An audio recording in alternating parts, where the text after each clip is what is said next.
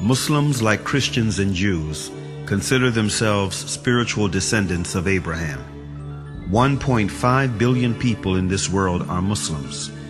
250 million of them are Arabs, and over 1.2 billion are non-Arabs. There are Chinese Muslims, European Muslims, American Muslims, Latino Muslims. 1 out of every 5 people in this world is a Muslim, which is enough reason to learn about Islam. It is important to realize that Islam is not just a religion, but it is a complete, comprehensive way of life. It's not something that we only do on Fridays, but it carries over into our workplace, our families, our communities, and our friends.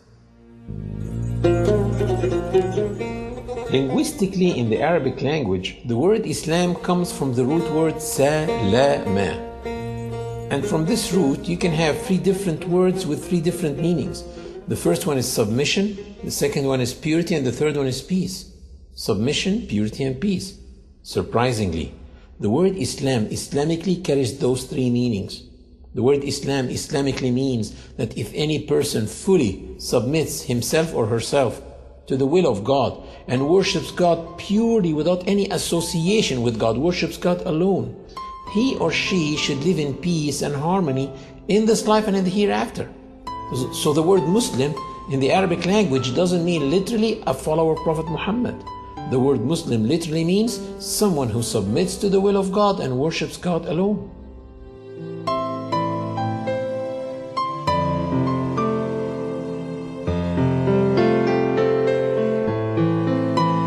Muslims feel they are in harmony with the universe because the Quran mentioned several times that everything around them is submitting to the law of God and worshiping Him, while they are also worshiping and submitting to God. Do you not see that Allah is the one who is praised by all those who are in the heavens and in the earth? The very birds praise Him as they wing their flight. Each one knows its prayers and how to praise Him, and Allah has full knowledge of all their actions. The Quran stresses on the point of living in a worshiping universe, wherein every single being worships God in its own way, which may not be comprehended by man.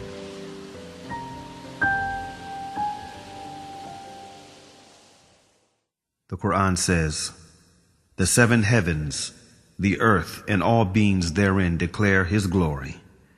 There is not a single thing that glorifies Him with His praise, but you do not comprehend their hymns of His glory." These verses become very inspiring for me when I hear the birds twittering early morning or at sunset. I say, oh my God, can this be their 2 prescribed times of prayer? Or when I go to the lake and I see the duck swimming in a V shape like that, I say, can this be a congregation prayer that they do? And this duck in the front, can it be the Imam duck? I look at the creation like musicians in a concert. Each one is playing one instrument, but at the end, all of them are contributing to the same tune. The universe is in harmony.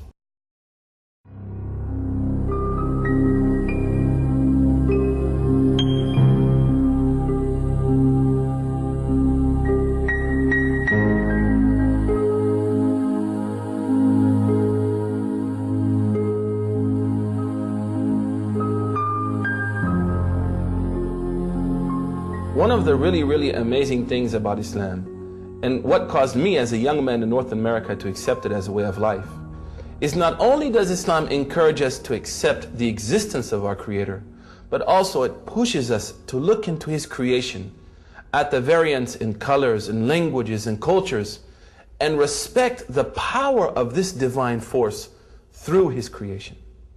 One of the most basic facts in Islam and most important beliefs is that there is a Creator. And one of the ways of recognizing His existence and mightiness is by studying creation. The Creator said to those who believe and those who do not believe in the Quran, "In the creation of the heavens and the earth, and in the alternation of the night and the day, there are signs for people of understanding."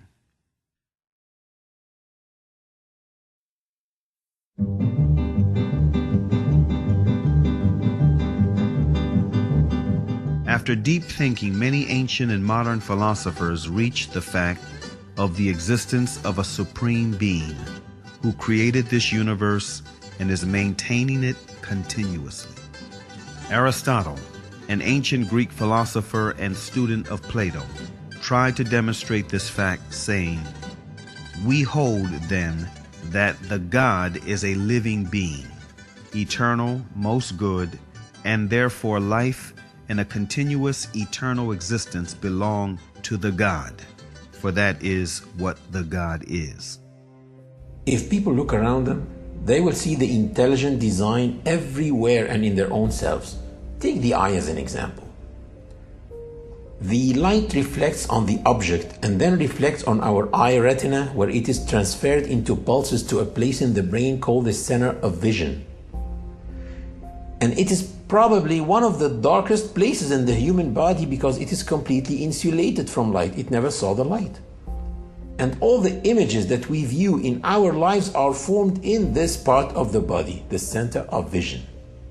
We see all these bright, sharp, three-dimensional images in this part of the body, while thousands and thousands of engineers in TV factories are trying to come up with an image as sharp, bright, and clear, but still they cannot. And if someone claimed that TVs that we have at home just came by chance, atoms accumulated and made those TVs, no one will believe it. But still, some people believe that the vision system came by chance. Same applies for hearing, taste, the way kidneys work, the way livers work, etc., etc. The Creator said in the Quran, were they created without a creator, or were they their own creators? René Descartes, a noted French philosopher and one of the most influential thinkers of modern times, was led to belief in God through doubt. He doubted that there is God, but doubt meant to him that he thinks, which in turn meant that he exists, which therefore meant that he was created.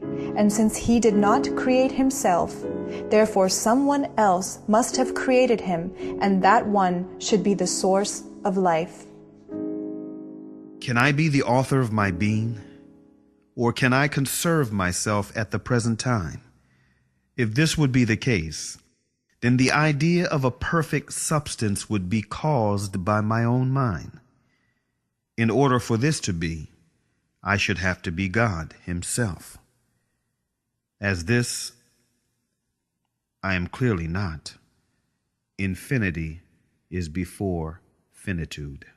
Immanuel Kant, one of the most influential thinkers of modern times, who is regarded as the last major philosopher of the Age of Enlightenment, was impressed by all the variations, numerations, and synchronizations in this world that make the existence of an omnipotent supreme being a fact. This present world presents to us so immeasurable a stage of variety, order, fitness, and beauty. Whether we follow it up in the infinity of space or in its unlimited division, that even with the little knowledge which our poor understanding has been able to gather, all language, with regard to so many inconceivable wonders, loses its vigor, all the numbers their power of measuring, and all our thoughts their necessary determinations, so that our judgment of the whole is lost in a speechless but all the more eloquent astonishment.